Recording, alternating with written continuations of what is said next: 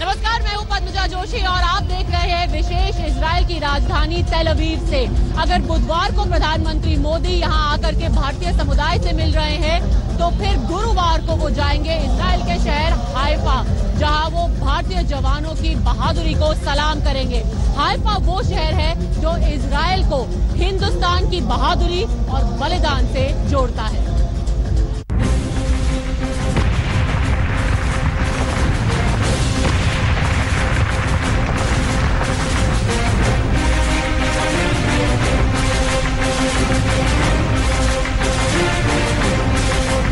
निन्यानवे साल पहले प्रथम विश्व युद्ध की एक लड़ाई में ये सवाल उठा था कि दिए और तूफान में ठन जाए तो कौन जीतेगा। जवाब मिला कि इरादे मजबूत हों और हौसले बुलंद तो दिए की रोशनी सूरज की चमक दिखा सकती है। 23 सितंबर 1918 को आज के इजराइल के हाइफा में वही हुआ था जब हिंदुस्तानी जवानों ने बगैर किसी बम बारूद गोले के तुर्की और जर्मन फौजियों के छक्के छुड़ा दिए थे। वीरता की वो यादें प्रधानमंत्री नरेंद्र मोदी की इजराइल यात्रा में और तेज हो गई हैं। सबसे पहले तो मैं ये कहूंगा कि इजराइल के प्राइम मिनिस्टर प्रधानमंत्री नेतन्याहू ये हमें बताना चाहते हैं कि भारतीय सेना ने वहां पे जो कार्य करके दिखाया वो उसके लिए शुक्रिया अदा करना चाहते हैं। इजराइल भी वो मानते हैं कि भारतीय सेना ने बहुत अच्छा काम किया जिनसे कि उनकी आगे की आने वाली पीढ़ियों को फायदा हुआ। और दूसरा, प्रधानमंत्री बहुत अच्छा काम कर रहे हैं कि उधर जाकर रीत ले करेंगे वॉर मेमोरियल के ऊपर। दोनों तरफ से ही विन विन सिचुएशन है। आगे हम आपको दिखाएंगे कि गुलामी के उस भीषण दौर में भी भारतीय जवानों का रणकौशल लाजवाब था और कैसे हाइफा के युद्ध को अपनी शहादत की बुनियाद पर जीता था। कैसे हिंदुस्तानी जांबाजों ने यहूदियों की जिंदगी बचाई। लेकिन पहले ये बता दें कि हाइफा में हिंदुस्तानी जवानों की 99 साल पुरानी शहादत को सलाम करने के लिए गुरुवार को प्रधानमंत्री नरेंद्र मोदी हाइफा जा रहे हैं। प्रथम विश्व युद्ध के दौरान इजराइल शहर हाइफा को आजाद कराने में भी भारतीय सैनिकों की अहम भूमिका रही थी। उन वीर शहीदों को श्रद्धांजलि देने के लिए हाइफा जा रहा हूं। 1918 में पहले विश्व युद्ध के उस निर्णायक मोड़ पर हाइफा में हिंदुस्तान की 3 रियासतों की सेना ने हिस्सा लिया। मैसूर, जोधपुर और हैदराबाद के लांसरों की वीरता से हाइफा जीती गई। तब अंग्रेजों ने उन सैनिकों के सम्मान में हिंदुस्तान में सेना प्रमुख के घर का नाम 3 मूर्ति भवन रखा और उसके सामने गोलंबर पर तीनों रियासतों की सेना के प्रतीक के रूप में 3 जवानों की प्रतिमा लगी। अब चर्चा है कि इजराइल से दोस्ती को मजबूत करने के लिए उस 3 मूर्ति चौक का नाम 3 मूर्ति हाइफा चौक किया जा सकता है। 3 मूर्ति स्मारक और 3 मूर्ति मार्ग का नाम बदलकर 3 मूर्ति हाइफा मार्ग और 3 मूर्ति हाइफा स्मारक होने जा रहा है। हजारों लोग इस मार्ग से अक्सर गुजरते हैं और इस मेमोरियल को अक्सर देखते हैं, लेकिन शायद उनको ये पता नहीं है कि ये भारत की आज़ादी से नहीं जुड़ा बल्कि इजराइल के फॉर्मेशन से जुड़ा है। आज जो हम देश इजराइल देखते हैं उसके फॉर्मेशन से जुड़ा हुआ है ये स्मारक। इसमें जो 3 मूर्तियां लगी हैं वो उन 3 रियासतों के सैनिकों को समर्पित हैं जिन्होंने मिडिल ईस्ट में जाकर इजराइल की धरती पर इजराइल के लिए लड़ाई लड़ी थी। ये सुखद संयोग है कि प्रधानमंत्री नरेंद्र मोदी उस वक्त इजराइल पहुंचे हैं जब वो देश हाइफा की मुक्ति का शतक वर्ष मना रहा है। ये सिर्फ इत्तेफाक नहीं हो सकता कि हाइफा में हिंदुस्तानी सैनिकों ने तुर्कियों और जर्मनों को धूल चटाई थी और उसी जगह पर 30 साल बाद दुनिया के मानचित्र पर एक नया देश उभरा, इजराइल। आज उसी इजराइल ने हमारे प्रधानमंत्री के स्वागत में खुद को बिछा दिया। मैं कल से जब आया हूं मैं देख रहा हूं कि स्वागत समारोह में पूरे इजराइल का एक प्रकार का फीलिंग मैं अनुभव कर रहा हूं। आपने भारत में जो देखा पाया उसकी झलक भी मैं यहाँ देख पा रहा हूं और इसके लिए मैं बहुत आभारी हूं। युद्ध बहुत बुरा होता है, लेकिन कई बार उन खतरनाक युद्धों की कब्र पर नए संबंधों के फूल खिलते हैं। हाइफा का युद्ध भारत और इजराइल के अटूट संबंधों की महक बिखेर रहा है। इजराइल के तेल अवीव में पद्मजा जोशी के साथ अभिषेक आनंद, दिल्ली आज तक। सोचिए कि अगर आपके दुश्मन के पास हो बम बारूद और हाथ में हो गन, और आपके पास हो सिर्फ घोड़े की सवारी और हाथ में हो तलवार, कोई भी और होगा तो वो हार मान लेगा। लेकिन हिंदुस्तानी खून ऐसा है कि हार मानने के लिए तैयार ही नहीं।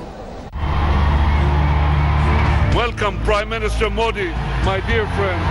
Welcome to Israel. इजराइल की नजरों में हिंदुस्तान का कितना बड़ा सम्मान है, इसकी एक झलक है प्रधानमंत्री नरेंद्र मोदी के भव्य स्वागत की ये तस्वीर है। भारत के प्रति इजराइल के इस एहसास की कड़ियां 99 साल पुरानी हैं, जब इजराइल का कहीं वजूद भी नहीं था। प्रथम विश्व युद्ध के समय भारत की 3 रियासतों मैसूर, जोधपुर और हैदराबाद के सैनिकों को अंग्रेजों की ओर से युद्ध के लिए तुर्की भेजा गया। हैदराबाद रियासत के सैनिक मुस्लिम थे, इसलिए अंग्रेजों ने उन्हें तुर्की के खलीफा के विरुद्ध युद्ध में हिस्सा लेने से रोक दिया और केवल जोधपुर और मैसूर के रणबांकुरों को युद्ध लड़ने का आदेश दिया। हाइफा पर कब्जे के लिए एक तरफ तुर्कों और जर्मनी की सेना थी, तो दूसरी तरफ अंग्रेजों की तरफ से हिंदुस्तान की 3 रियासतों की फौज। 1918 में शुरू में ही उन्होंने ऑपरेशन शुरू किए और उन्होंने बियर नाजारेत, हैफा और दार, ये तीनों शहर में लड़ाई की और उनको पराभूत किया। इसमें जो हैफा की लड़ाई है, जो अभी इजराइल में है, ये हमारे तरफ से बहुत महत्व रखती है, क्योंकि इसमें जो पूरा लड़ाई है वो मैसूर, जोधपुर और हैदराबाद कैवलरी ने लड़ा है। एक तरफ जर्मन और तुर्की सेना अत्याधुनिक हथियारों से लैस थी, दूसरी तरफ हिंदुस्तानी फौजियों के पास घोड़े की सवारी और हाथों में तलवार की मूठ के सिवा कुछ नहीं। लेकिन कहते हैं जंग हथियारों से नहीं, हौसले से जीती जाती है, तो हाइफा में वही हुआ। और कोई तकरीबन 2 पटने थी। ये एक अपना जोधपुर लांसर्स, जो कि जोधपुर रियासत से थी, दूसरी मैसूर लांसर्स, जो कि भूतपूर्व मैसूर रियासत से थी। इन दोनों ने हमला किया था हाइफा पे, और उनकी अपनी जो थी कैजुअल्टीज बहुत कम थी, और इन्होंने कोई 1350 तुर्की और जर्मन फौजियों को कैप्चर किया था। उसके साथ बहुत सारी तोपें, बहुत सारा सामान और बहुत सारा जो ये अपना असला था उनके हाथ आया।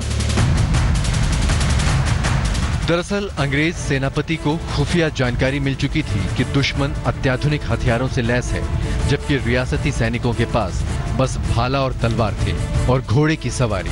अंग्रेजों ने युद्ध रोकना चाहा, लेकिन भारतीय परंपरा और स्वाभिमान का हवाला देकर हिंदुस्तानी सैनिकों ने कदम पीछे हटाने से इनकार कर दिया। उन रणबांकुरों का कहना था कि बढ़ते हुए कदम को रोकने पर हम भारत लौटकर अपने महाराजा और देशवासियों को क्या मुंह दिखाएंगे। इसके बाद तो बस तलवार और भाले बर्छे के साथ ही हिंदुस्तानी रणबांकुरे बिजली की तेजी से दुश्मनों पर टूट पड़े। मेजर दलपत सिंह शेखावत की अगुवाई में करीब 900 सैनिकों के बलिदान के बाद वो विजय मिली जिसने हाइफा को दुनिया के नक्शे पर अमिट बना दिया। वो बहुत मशहूर है मिलिट्री हिस्ट्री में, इतिहास में। वहाँ पे 15 इंपीरियल सर्विस ब्रिगेड, जिसमें कि 3 रेजिमेंट थी, Hyderabad lancers, Jodhpur lancers and Mysore lancers, तीनों ने हिस्सा लिया और बहुत एला दर्जे की बहादुरी दिखाई। घुड़सवार थे जिनके हाथ में सिर्फ बर्छे थे और उन्होंने प्रिपेयर्ड डिफेंसिव पोजीशंस के ऊपर हमला किया, जिसमें कि राइफल्स थी, मशीन गन्स थी और उनके पास तोपखाना भी था। और वो डरे नहीं, पूरी कामयाबी उन्होंने हासिल की हमला करके दुश्मन के ऊपर, और हाइफा की पहाड़ियों को जीता। मैसूर लांसर्स और जोधपुर लांसर्स ने वो युद्ध जीत लिया और उसके साथ ही 400 साल पुराने ओटोमन साम्राज्य का हाइफा से पांव उखड़ गया। 23 सितंबर 1918 की वो जंग घुड़सवारी की सबसे बड़ी और आखिरी जंग थी जिसने इजराइल बनने का रास्ता खोला। Only with the men, the Sawars were armed only with sabers and lances. They attacked prepared, defended positions with where they had rifles and automatic machine guns, and also artillery fire coming down heavily on them. And they did not worry about their own safety and welfare. They charged through the enemy position and captured them. गुरुवार को उस समुद्री शहर में हिंदुस्तानी वीरता को नमन करने खुद प्रधानमंत्री मोदी पहुंच रहे हैं। इजराइल के तेल अवीव में पद्मजा जोशी और दिल्ली में पूजा शाली के साथ मंजीत सहगल, चंडीगढ़ आज तक।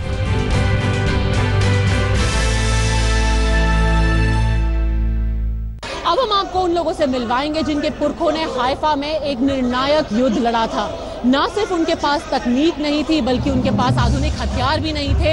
इसके बावजूद न सिर्फ उन्होंने दुश्मनों को हराया बल्कि उनको कैद भी किया।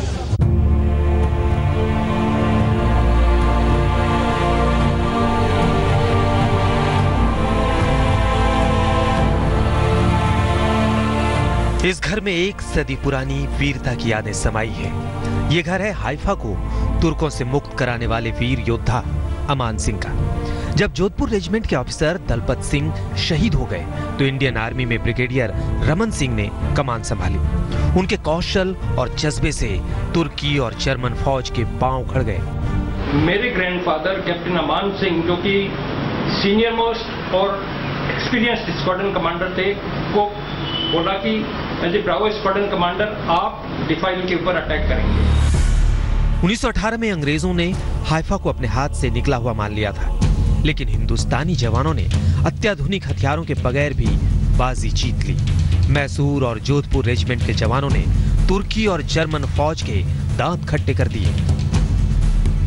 इसमें जो हाइफा की लड़ाई है जो अभी इजराइल में है, ये हमारे तरफ से बहुत महत्व रखती है, क्योंकि इसमें जो पूरा लड़ाई है वो मैसूर, जोधपुर और हैदराबाद कैवलरी ने लड़ा है।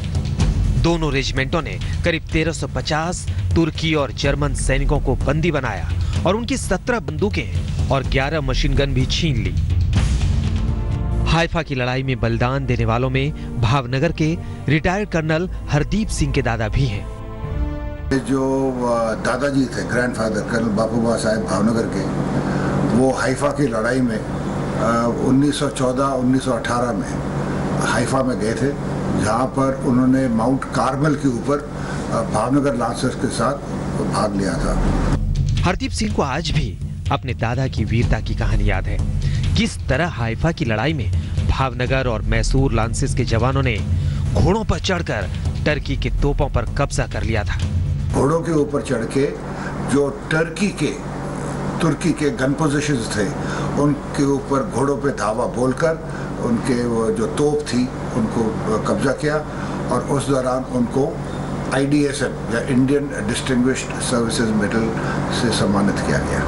हिंदुस्तानियों का ये साथ और वीरता इजराइल के दिल में इस कदर समाया है कि वो हिंदुस्तान को अपना सबसे बड़ा दोस्त मानता है। आपका स्वागत है मेरे दोस्त।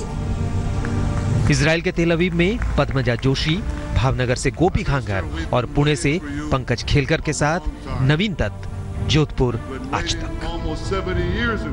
100 साल से इजराइल में रहने वाले यहूदियों के लिए कैसे बनी हुई है हाइफा की अहमियत, ये हम आपको दिखाएंगे। हाइफा की अगर बात करें तो इसका इतिहास भारत के बलिदान और इजराइल के एहसान की कहानी है। इजराइल बनने के बाद अगर किसी शहर पर युद्ध की सबसे ज्यादा मार पड़ी है तो वो हाइफा ही है।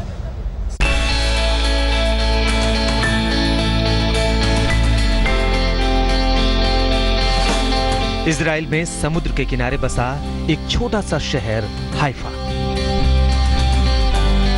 लेकिन आज ये शहर दुनिया के 2 मजबूत लोकतंत्रों को जोड़ने वाली सबसे बड़ी कड़ी बन गया है। 99 साल पुराने युद्ध में हिंदुस्तानी वीरता ने इन्हें और मजबूती से जोड़ा है।